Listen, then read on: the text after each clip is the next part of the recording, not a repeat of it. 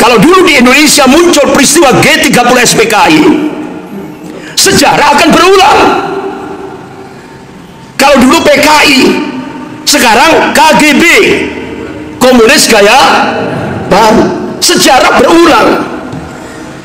Bedanya, kalau dulu PKI membantai umat Islam dan TNI, sekarang KGB, komunis gaya baru, menguasai pemerintahan, menguasai parlemen, dan mereka balas dendam kepada umat Islam dan ulamanya menggunakan kekuasaan.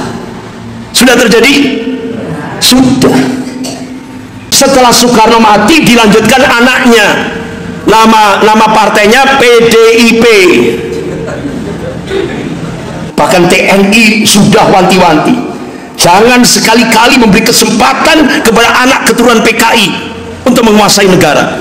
Kenapa? Ini benar-benar kecolongan bagi Indonesia dalam 10 tahun terakhir ini. Strategi yang kedua, Cina invasi, penguasaan wilayah. Akhirnya Mulyono diminta untuk menciptakan negara dalam negara. Muncullah PIK 1, PIK 2, PIK 3, PIK 4, PIK 5, 6, 7, 8, 9, 10, 11, Kenjeran Surabaya sampai Sumeneb Madura. Sudah ditandatangani Mulyono? Sudah. Negara dalam negara. Kemudian akhirnya Cina melakukan aneksasi. Semua sumber daya alam Indonesia diboyong ke Cina pakai kapal Mulyono. Benar? Sehingga akhirnya 2014 tidak ada lagi Pancasila dan tidak ada lagi ketuhanan yang Maha Esa. Muncullah keputusan Presiden nomor 24 tahun 2016, muncullah peraturan Presiden nomor 7 tahun 2018, muncullah Undang-Undang nomor 11 tahun 2019, sampai akhirnya Pancasila hanya sekedar undang-undang biasa. Segala sumber hukum semuanya Mulyono. Sehingga Mulyono merangkap menjadi eksekutif, legislatif, dan yudikatif. Sudah berhasil? Sudah.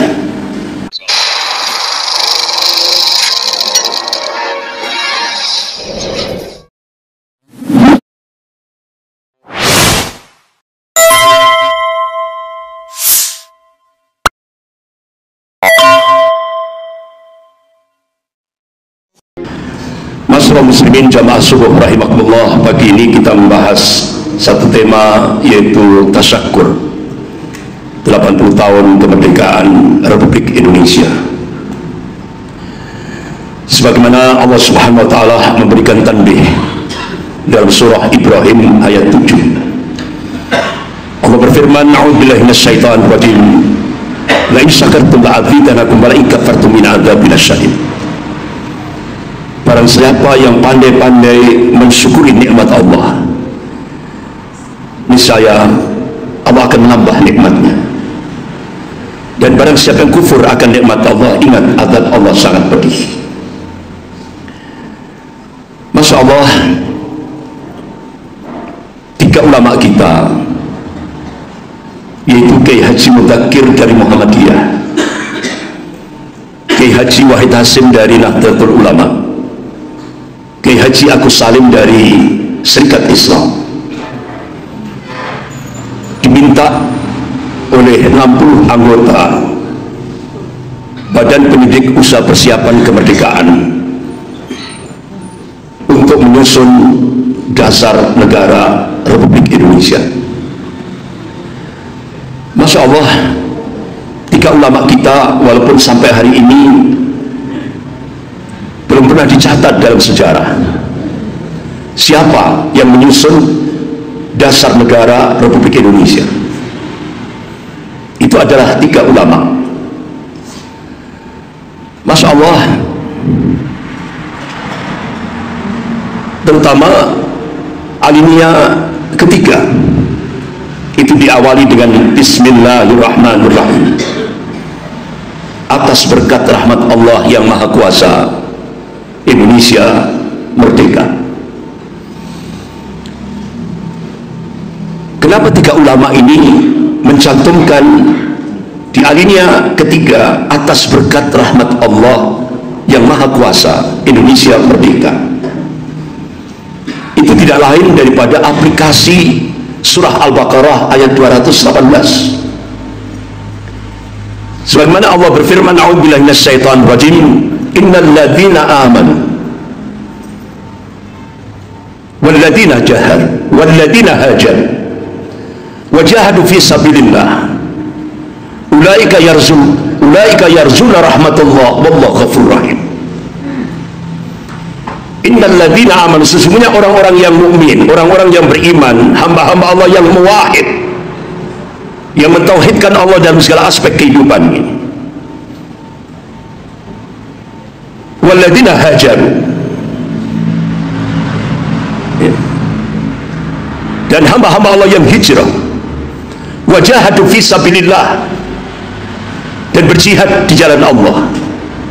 Ulaika yarzuna rahmatullah, mereka inilah hamba-hamba Allah yang mengharap rahmat dari sisi Allah Subhanahu wa taala. Wallahu ghafurur rahim, dan Allah ini Maha Pengampun lagi Maha Penyayang. Jadi aplikasi dalam surah Al-Baqarah ayat 218 ini dicantumkan oleh tiga ulama kita di alinea ketiga. Diawali dengan teks aslinya itu diawali dengan Bismillahirrahmanirrahim. Jadi pahlawan-pahlawan kita ketika mengaplikasikan amanu wa hajaru wa jahadu fi sabilillah, baru Allah berikan rahmat. Apa? Berupa kemerdekaan Republik Indonesia. Inilah yang dicantumkan oleh tiga ulama kita di dalam dasar negara Republik Indonesia. Makanya kita disuruh untuk jangan sampai ada istilah jas merah, jangan sampai melupakan sejarah. Kalau kita melupakan sejarah, kita akan digilas oleh sejarah itu sendiri. Tapi kita juga punya istilah lain, bukan jas merah. Kalau jas merah itu dari kalangan nasionalis sekuler. Kalau kita punya istilah jas hijau, jangan lupakan jasa ulama, jangan lupakan jasa ulama, jas hijau. Karena hakikatnya kemerdekaan Republik Indonesia ini jasa para ulama. Saham terbesar Indonesia itu adalah umat Islam. Itu diakui oleh sejarah.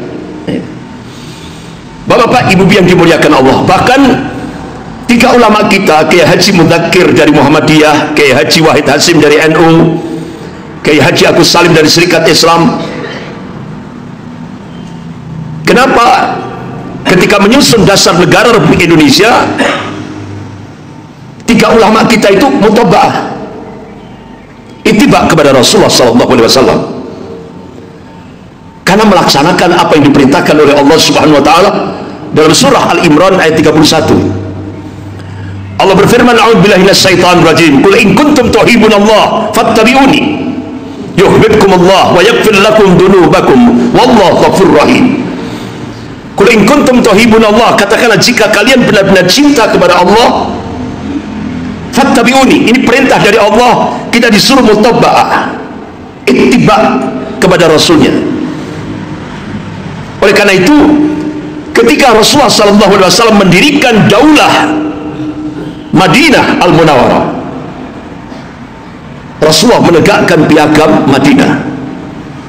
Begitu juga tiga ulama kita di Indonesia ketika menyusun dasar negara Republik Indonesia, tiga ulama kita ittiba kepada Rasulullah SAW, diberi nama piagam Jakarta. Masya Allah, luar biasa. Atau yang sering disebut dengan Jakarta Charter. Akan tetapi pertanyaan kita, kenapa piagam Jakarta itu sekarang hilang? Kapan hilangnya? Ini yang perlu dipertanyakan. Siapa yang menghilangkan?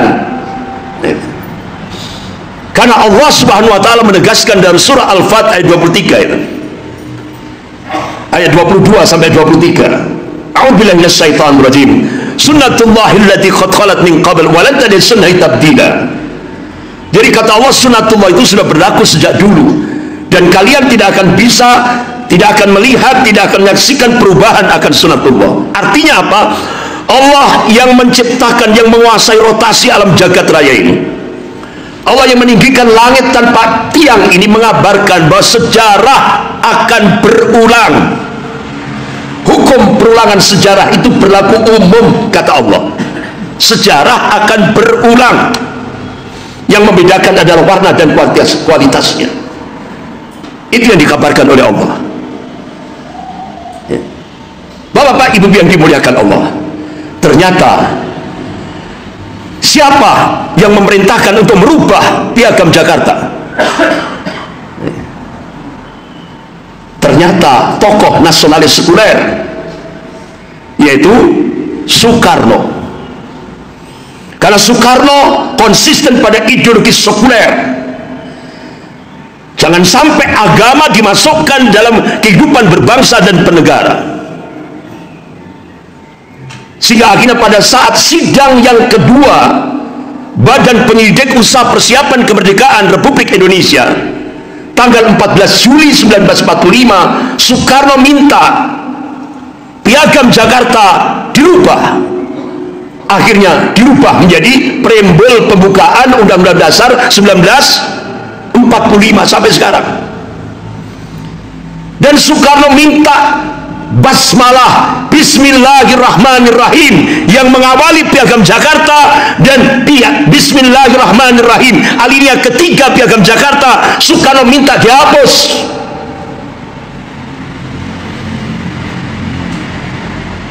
Itu bapak-bapak, ibu yang dimuliakan Allah.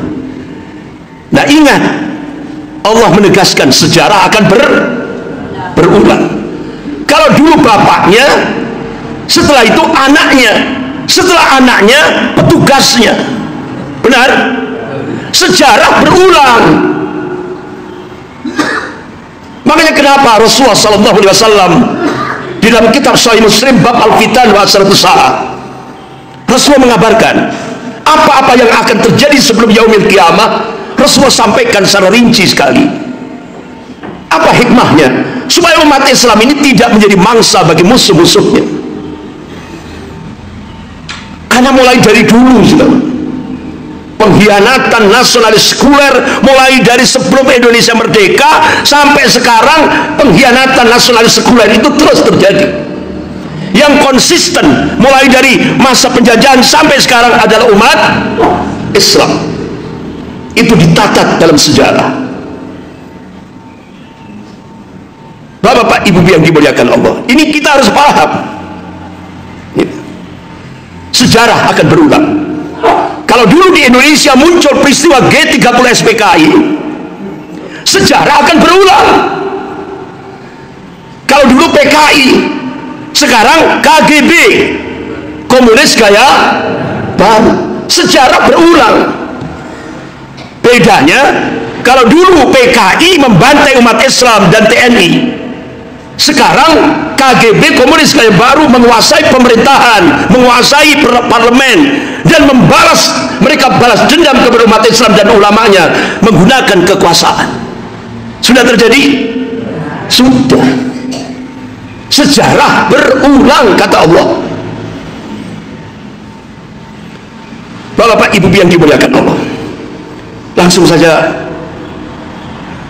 gak usah saya tambahi prolognya, langsung Persnel 3. Jadi Persnel 3 ya langsung.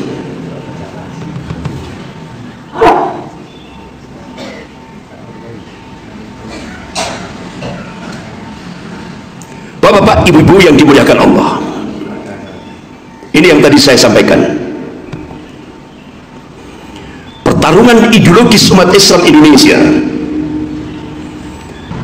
yang selama ini terus ditopang oleh kelompok nasionalis sekuler Indonesia dan Partai Komunis Indonesia dan Kristiani radikal yang sering saya sebut dengan Ordo Jesuit di Indonesia adalah pertarungan yang mempunyai nafas panjang sampai sekarang. Dan pertarungan itu dari dulu sampai sekarang tidak lepas dari skenario global. Kalau dulu Indonesia dijajah oleh imperialisme Belanda, Portugis, Belanda, kemudian Indonesia dicengkeram oleh imperialisme Amerika. Nah, sekarang Indonesia kembali lagi dicengkeram oleh imperialisme Cina. Kenapa? Tidak lepas dari skenario global. Karena hasil riset sebuah lembaga riset dunia, The Pew Forum on Religion and Public Life, melakukan riset tahun 2005, kemudian dipublish tahun 2006. Isinya apa?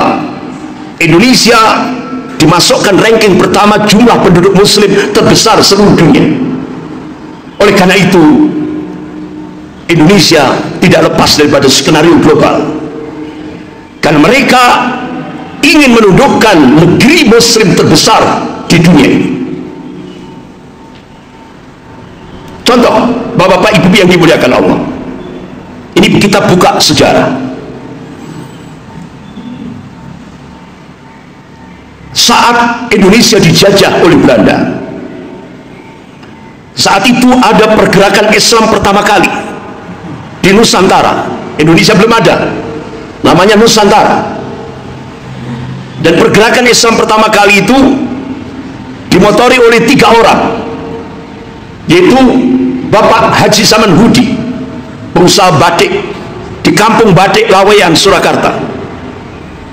Kemudian Haji Umar Said Cokro Aminoto, kemudian Haji Agus Salim. 3 tokoh ulama ini hampir 10 tahun membangun pergerakan Islam yang diberi nama Serikat Islam, SI. Begitu Serikat Islam muncul, sebagaimana Allah ingatkan dalam surah Al-Maidah ayat 82, A'udzubillahi minasyaitonir rajim. La tajidanna asyadan nas adawatan lil ladzina amanu yahuda wal ladzina asyraku. Sungguh kalian akan menyaksikan orang-orang yang paling keras permusuhannya terhadap hamba Allah yang mukmin, kata Allah, al-Yahud, Yahudi, dan orang-orang musyrik. Begitu saat Indonesia dijajah oleh Belanda, muncul pertama kali pergerakan Islam pertama kali, yaitu tanggal 16 Oktober 1905 Masehi di Kampung Batik Laweyan, Surakarta, Solo, oleh 3 ulama ini. Langsung organisasi Zionis internasional menggencet Serikat Islam dari kiri dan kanan, dari kiri dan kanan. Yang kanan pakai cara kekerasan. Itu promotornya adalah Karl Marx. Ini orangnya ini, pendiri ideologi komunis, yang menciptakan ideologi komunis, Karl Marx. Jadi organisasi Islam dihantam dengan cara kekerasan. Karl Marx memasukkan orangnya namanya Slevin ke Indonesia. Akhirnya dia dirikan organisasi namanya ISDV. Mereka sebarkan ajaran Marxisme, ideologi komunis. Akhirnya muncullah MUSO. Kalau MUSO lebih banyak berkiblat ke Uni Soviet. Ribuan umat Islam di Madiun dengan cara-cara yang sangat biadab. 156 anggota TNI di kawasan Boranggareng, Madiun. Gubernur Jawa Timur Pak Suryo, yang sekaligus beliau waktu itu menjabat sebagai Ketua Dewan Pertimbangan Agung,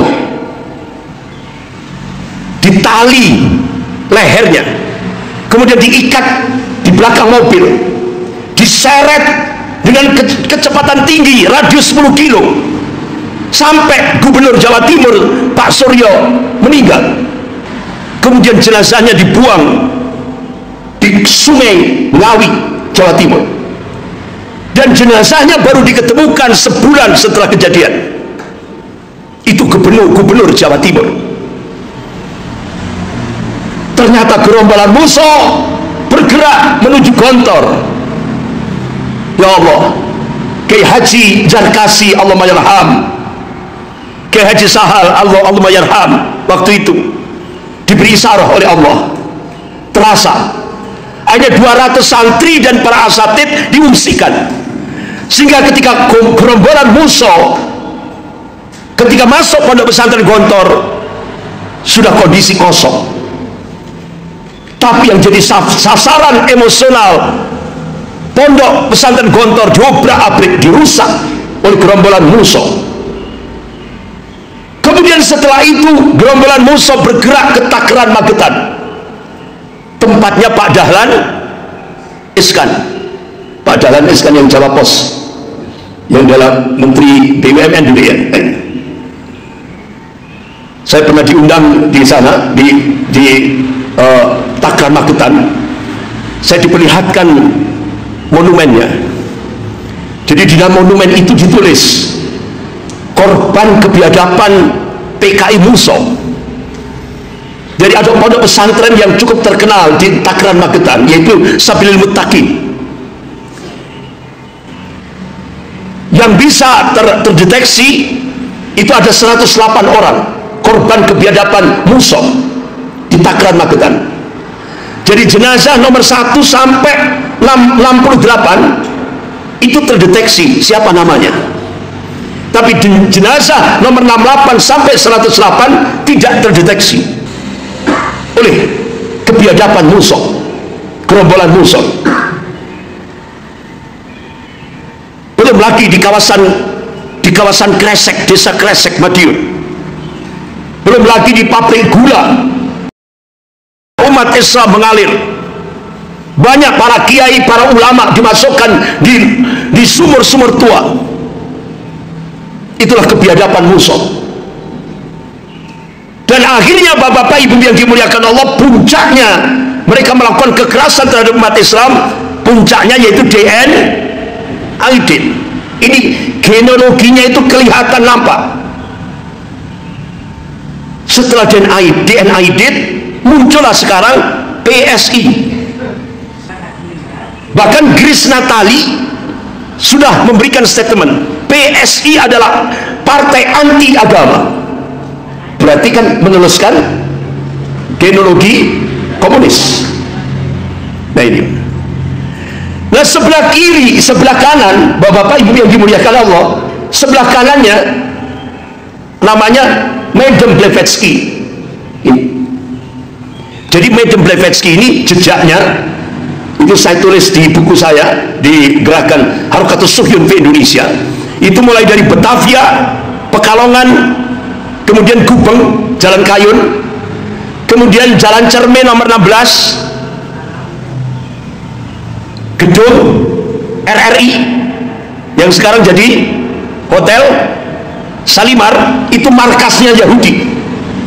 Kemudian sampai ke desa Sumberdem, kecamatan Wonosari, itu jejak-jejaknya Madam Blavatsky ini orangnya.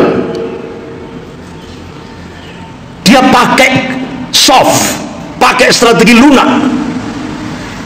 Dia munculkan yaitu ajaran teosofi, cikal bakal munculnya pluralisme agama. Itu cikal bakalnya ini, genealoginya ini. Lahirlah pluralisme agama, satu keyakinan yang menganggap semua agama ini cikal bakalnya ini, namanya ajaran teosofi. Madam Blavatsky ngutus orang ke Indonesia, namanya Liberton. Ini orangnya. Liberton diteruskan oleh Budi Utomo, organisasi Budi Utomo, yang berdiri tahun 1908 Masehi. Organisasi Budi Utomo, mayoritas organisasi Budi Utomo itu pengurusnya Amtenar. Amtenar itu apa? Pegawai penjajah Belanda, digaji oleh Belanda. Ini ditulis oleh Dr. Steven, pakar sejarah Belanda, dan sudah diterjemahkan dalam bahasa Indonesia. Jadi organisasi Budi Utomo itu kepanjangan daripada gerakan Zionis Yahudi Internasional, dan semua pengurusnya pegawai penjajah Belanda, digaji oleh penjajah. Nah, Bapak Ibu yang dimuliakan Allah, tujuan didirikan organisasi Budi Utomo untuk menghancurkan serikat Islam. Karena serikat Islam waktu itu yang dipimpin oleh Haji Umar Said Cokroaminoto, Masya Allah, tahun 1905 Masehi, jargonnya sudah semurni-murninya tauhid, setinggi-tingginya ilmu, sepandai-pandainya siasah. Ini sudah dimunculkan oleh Haji Umar Said Cokroaminoto. Jadi kalau kita kepingin menang, syarat mutlak tauhid kita harus murni. Jangan sampai terkontaminasi dengan segala macam bentuk kesyirikan. Itu syarat mutlak kalau kita ingin mendapatkan kemenangan. Tauhid wajib murni, setinggi-tingginya ilmu dan sepandai-pandainya siasat. Bahkan Haji Umar Said Cokroaminoto pada tanggal 15 Januari 1926 nulis di sebuah koran Hindia Baru. Beliau masukkan, menggaungkan apa itu? Bila umat Islam tidak memiliki khalifah, itu sama saja badan yang tidak punya kepala. Jadi Haji Umar Said Cokroaminoto ini menggaungkan surah Al-Baqarah ayat 30. A'udzubillahi minasyaitonir rajim. Wa id qala lil malaikati inni ja'ilun fil ardi khalifah. Sesungguhnya Allah berfirman pada para malaikatnya, aku ingin menciptakan di muka bumi ini seorang khalifah, pemimpin. Itu sudah digaungkan oleh Haji Umar Said Cokroaminoto. Pentingnya pemimpin. Bahkan sampai jenazah Rasulullah SAW pemakamannya tertunda karena apa? Memilih pemimpin, khalifah. Sampai jenazah Rasulullah tertunda pemakamannya gara-gara memilih khalifah Abu Bakar As-Siddiq radhiyallahu anhu. Baru jenazah Rasulullah dimakamkan. Berarti kepemimpinan di dalam Islam itu sangat penting. Ini sudah digelorakan oleh Haji Umar Said Cokroaminoto. Bahkan Haji Umar Said Cokroaminoto bercita-cita, selamatkan Indonesia dengan Islam dan satukan Indonesia dengan Islam. Itu jargon yang dimunculkan oleh Haji Umar Said Cokroaminoto. Akan tetapi Bapak Ibu yang dimuliakan Allah, organisasi Budi Utomo mulai melancarkan aksinya. Apa? Organisasi Budi Utomo mengeluarkan buletin namanya Jawi Hisworo tanggal 11 Januari 1918, dan ini buletin ini disimpan oleh pakar sejarah Indonesia dari Universitas Padjadjaran Bandung, yaitu Profesor Ahmad Mansur Suryanegara. Isinya apa? Rasulullah SAW pezina dan pemabuk. Jadi taswih, pelecehan pertama kali organisasi Budi Utomo melecehkan Rasulullah SAW. Akhirnya Haji Umar Said Cokroaminoto membentuk Laskar Kanjeng Rasulullah SAW. Setelah dibentuk Laskar, akhirnya Laskar Kanjeng Rasulullah melakukan perlawanan terhadap organisasi Budi Utomo, sampai akhirnya organisasi Budi Utomo bubar tahun 1935. Tapi sayang Pak, sayang seribu sayang, kenapa Haji Umar Said Cokroaminoto begitu cinta kepada Rasulullah SAW? Begitu Rasulullah dilecehkan oleh organisasi Budi Utomo, beliau bangkitkan umat Islam untuk melakukan perlawanan terhadap Budi Utomo. Kenapa? Rasulullah bersabda, Qala Rasulullah sallallahu alaihi wasallam, la yu'minu ahadukum hatta akuna ahabba ilaihi min waladihi wa waladihi wan nasi ajma'in. Ini hadis sahih riwayat Bukhari wa Muslim.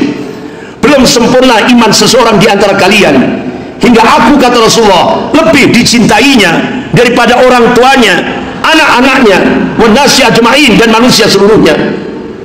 Tapi sayang bapak-bapak ibu yang dimuliakan Allah, umat Islam se-Indonesia ngakunya cinta Rasul, tapi yang diperingati tiap tahun, tiap tanggal 20 Mei itu bukan Serikat Islam, tapi yang diperingati umat Islam se-Indonesia itu Budi Utomo. Astagfirullah.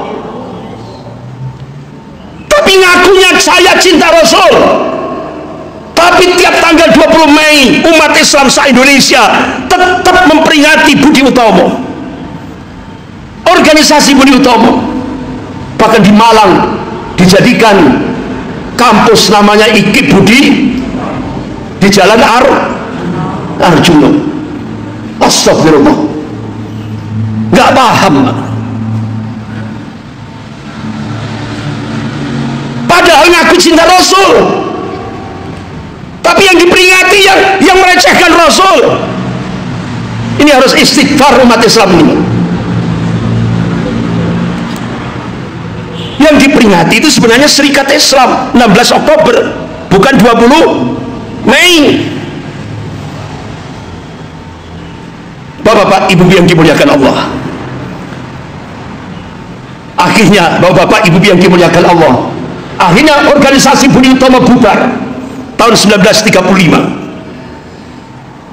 Nah, pada saat itu organisasi Budi Utomo bubar, alhamdulillah muncullah organisasi Islam, organisasi politik Islam meneruskan Serikat Islam, yaitu Masumi, Muhammadiyah, NU, Al-Irsyad. Semua ormas-ormas Islam bersatu menjadi satu partai politik namanya Masumi. Siapa tokohnya? Muhammad Natsir. Ini Pak tokohnya. Sehingga akhirnya pada saat itu terjadi perdebatan antara Muhammad Natsir dan Presiden pertama Republik Indonesia, Soekarno. Jadi dalam sejarah Islam Indonesia, salah satu tonggak penting adalah ketika terjadi perdebatan ilmiah antara Muhammad Natsir tokoh Masumi dengan Presiden Soekarno, Presiden pertama Republik Indonesia, dalam wacana konsep negara.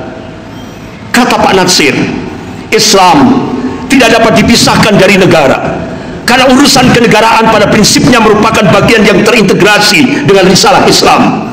Negara adalah sekumpulan orang yang bersatu dalam satu teritorial, menyepakati hidup bersama dan mengelola wilayah tersebut. Sebab itu negara juga menjadi soal yang tidak dapat dipisahkan dari Al-Quranul Karim. Itu kata Pak Natsir kepada Soekarno. Bahkan Pak Natsir mengutip satu ayat dalam surah Ad-Dariyat ayat 56. Allah berfirman, a'udzubillahi minasyaitonir rajim, wa ma khalaqtul jinna wal insa illa liya'budun.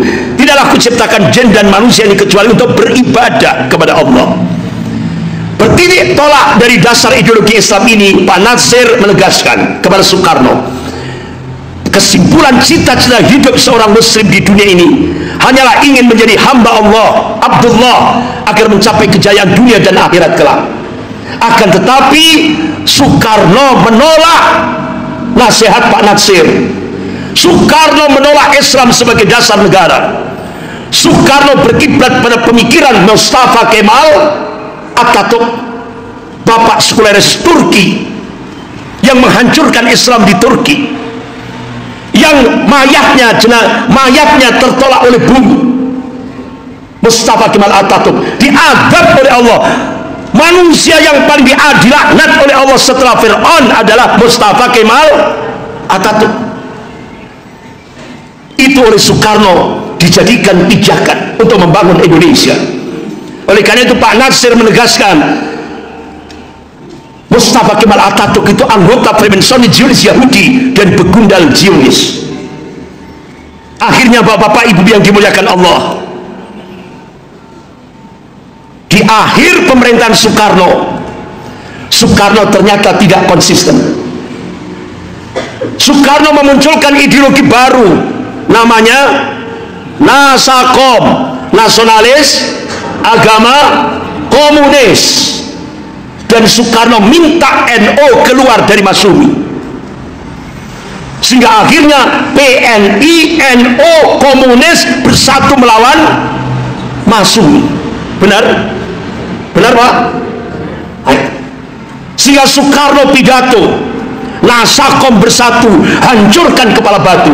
Siapa yang dimaksud kepala batu? Masyumi. 907 ulama Masyumi seluruh Indonesia dijebloskan penjara oleh Soekarno, termasuk Buya Hamka, termasuk Muhammad Natsir di Batu, Malang. Nah, Bapak Ibu yang dimuliakan Allah, akhirnya Bung Hatta menolak ideologi Nasakom ciptaan Soekarno. Bung Hatta mengundurkan diri dari jabatan wakil presiden tepat bulan Desember 1950. Benar? Benar? Bung Hatta mengundurkan diri dari jabatan wakil presiden bulan Desember 1950. Akhirnya muncullah duet nasional, yaitu Soekarno dan DN Aidit.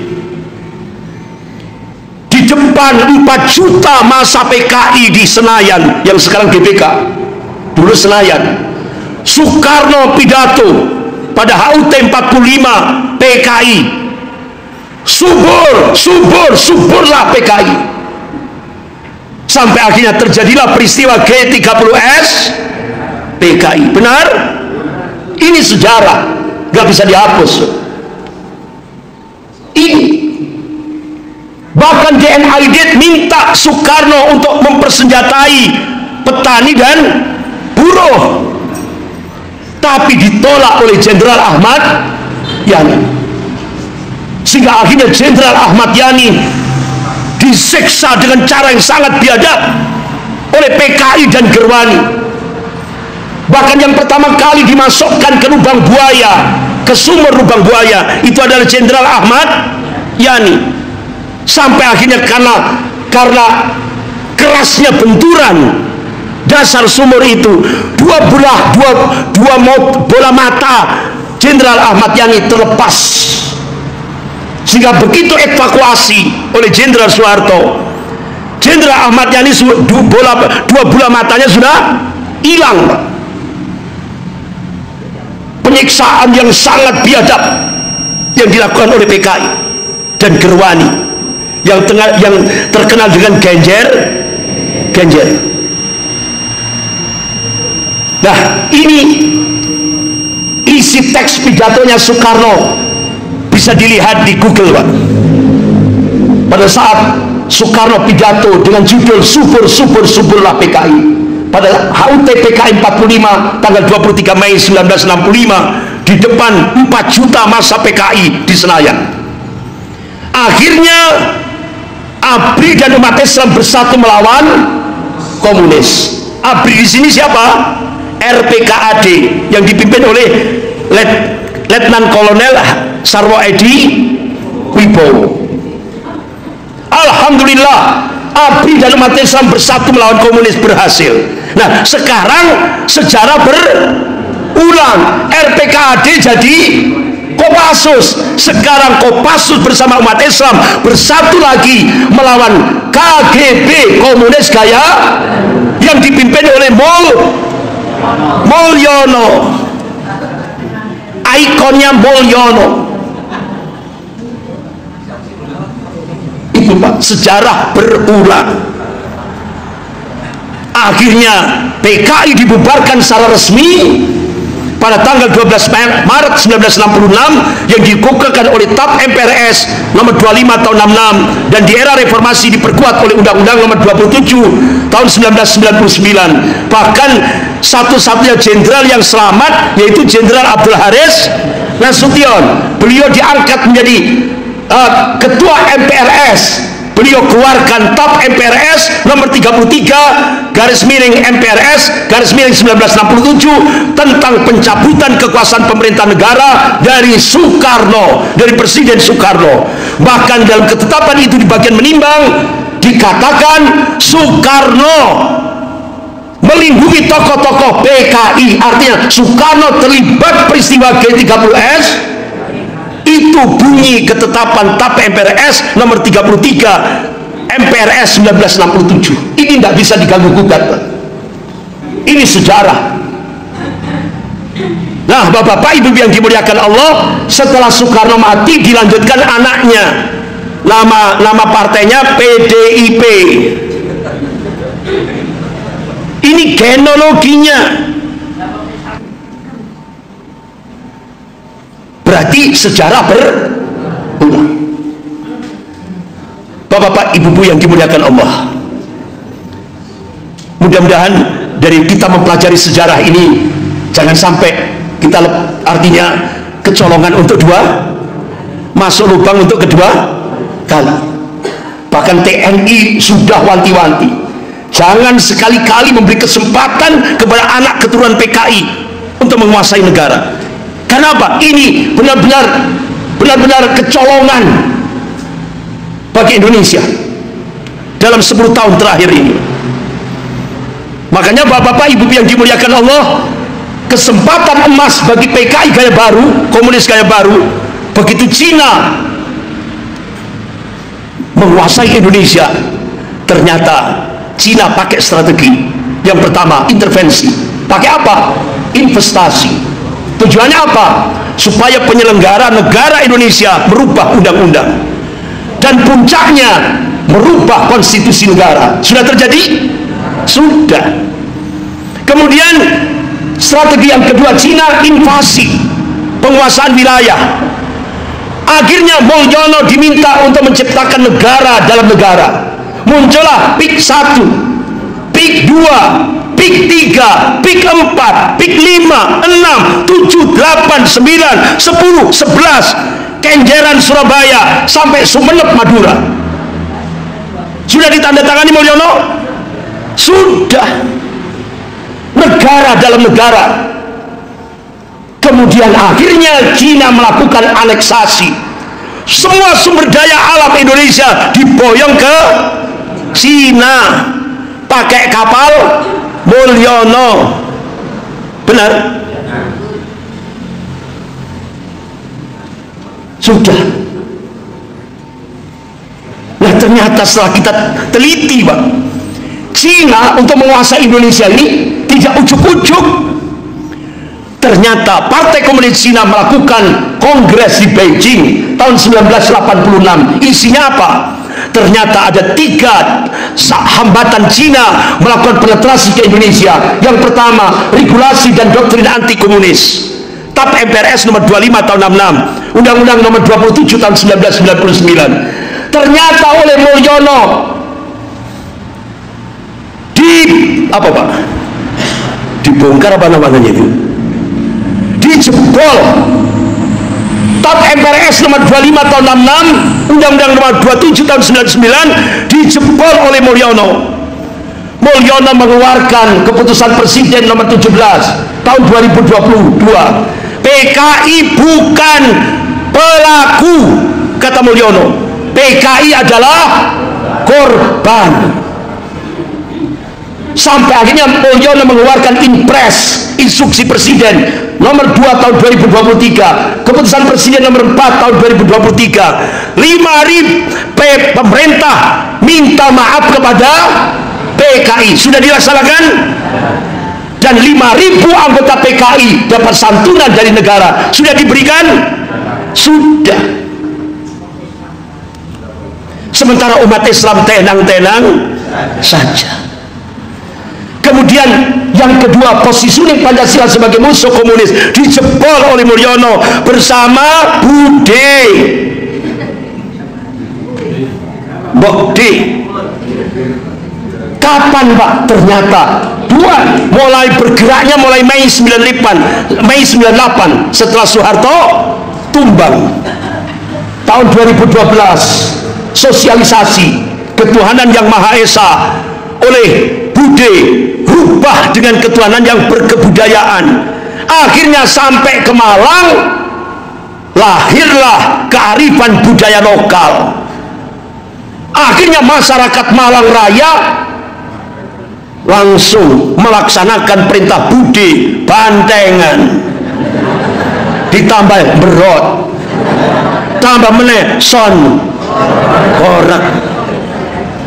Jadi anjuran Bude dilaksanakan, mulai dari Bali Kota diadakan acara sesajen dan 1000 dupa, ya kan, ditambah ogoh-ogoh.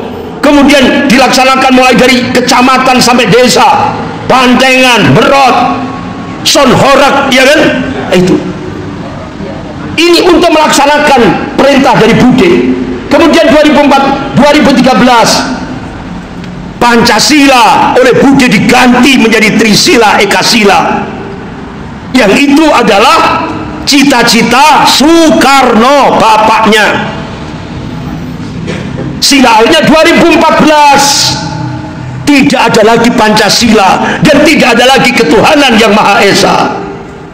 Muncullah keputusan Presiden nomor 24 tahun 2016, muncullah peraturan Presiden nomor 7 tahun 2018, muncullah Undang-Undang nomor 11 tahun 2019, sampai akhirnya Pancasila hanya sekedar undang-undang biasa. Segala sumber hukum semuanya Mulyono, sehingga Mulyono merangkap menjadi eksekutif, legislatif, dan yudikatif.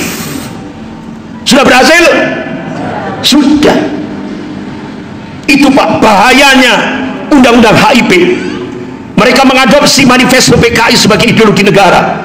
10 tahun digarap oleh Mulyono, menurunkan derajat Pancasila dari inti Undang-Undang Dasar 45 menjadi sekelas undang-undang biasa, memeras Pancasila jadi Trisila dan Ekasila, mengganti ketuhanan yang Maha Esa dengan ketuhanan yang berkebudayaan, merangkai Pancasila dalam tafsir tunggal rezim rasa PKI, dan yang terakhir, sikap anti komunis di kalangan umat Islam Indonesia masih solid. Ternyata dijebol oleh Mulyono dengan strategi divide et impera. Divide et impera. Kiai diadu domba dengan habaib, PBNU diadu domba dengan PKB, Muhammadiyah diadu domba dengan Salafi, tokoh dengan tokoh, ormas dengan ormas. Sudah berjalan sampai sekarang? Sudah. Dijebol oleh Mulyono. Gak usah diteruskan, tambah sumpah. Mudah-mudahan apa yang kita bahas pada pagi hari ini menjadi pelecut kita, menjadi semangat kita untuk menyongsong Indonesia ke depan, menyongsong kebangkitan Islam ke depan. Siap? Siap kita menyongsong kebangkitan Islam di Indonesia? Takbir. Sekian, kita akhiri dengan bacaan hamdalah dan doa kafarat majelis. Alhamdulillahirabbil alamin. Subhanakallahumma wa bihamdika asyhadu an la ilaha illa anta astaghfiruka wa atubu ilaik. Wabillahi taufiq wal hidayah. Wassalamualaikum warahmatullahi wabarakatuh.